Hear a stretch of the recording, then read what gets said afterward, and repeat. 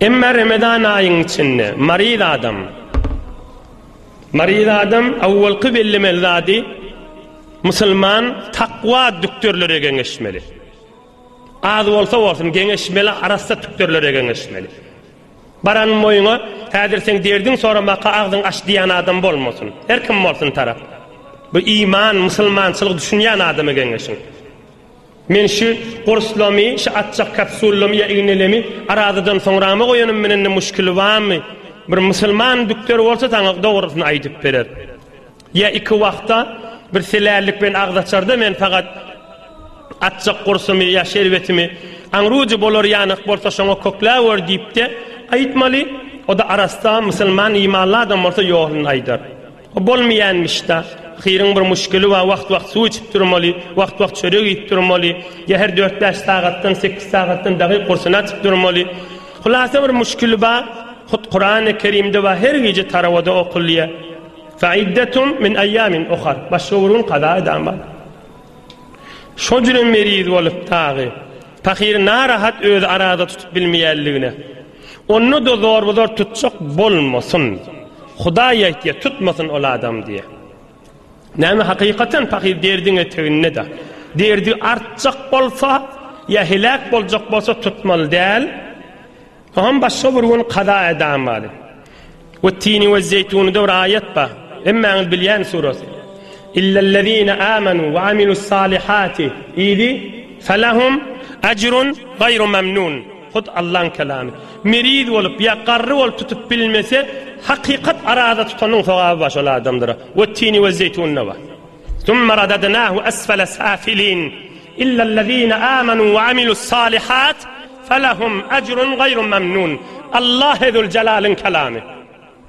Hudaýa diye qarryp meridler horlyk kynçylyklarda ibadatyn etip bilmesen ibadat edenin sogabyny bererim sana diye. Adamın gafsı därahim ol Allah zul celalin gafsı. Ol Erhamur Rahiminin gafsı. Ol Rahmanur Rahimin gafsı. Ol Ekramul Ekraminin gafsı. Ol Zul Arşil Azimin gafsı. Ine merid adamın yankıforum uzurlu olsa Kur'an-ı Kerim'den delil ollu ağzını açar arada tutanın soğabı bir gün qada edama. Uy soňram qada etip biljek däl. Muzmin devamlyk derdi var. Hala jawan bolsun hala qarry bolsun. Fiqh Hanefi'de Cami-ur Rumuz'da aydiye qarry adama belli. Soňram tutup bilmejek bolsa. Jawan olup musulman düktörle sana aýtsa sen ömür saýa arada tutup bilmeýän diýsele ol adam her günden çürim fidiye vermeli. Her günden çürim bir baş fitre miktar. 1 kilo 600 gram 2 kilo da buğday ya buğdayın kıymetini vermeli her günden çürim. Meselelerini bağ olsa sonram ahuncarlı bilen telfonlaşy berin. Bu mahal meseleleri gayrat edin, fikir etmeň, aýdylýan gurrunlara gulak edin. Yeni bir maridin muhim meselesi. Hawaň nahoş erti düktöre gitjek, düktor näme diýjegi belli diye. Ulu türkmen näme etýäşini arada tutmany gitdiye. Ay maňa diye igna ursa ya qursatmalysa diye, maňa diye kefara düşer diye. Gaty iştiba daşy. Sen aradan tut diýdi. Niyetin de makam niyet et. Düktor açdyýda açan, açmaýda açmaryn diýme. Ýaşy niyet et men arada diýip. Hop, düktor sana zarur ağzın aç diye, aç, başşavurun qada. Sen marid bolup açyp otyň ahim. Yok işgali yok, akşama çeliyip cıdap bilecek bolsaň zarur zat däl, akşam agdaçarda gursun atarsın diýse de, ağzın arada akşama gursun açarsın.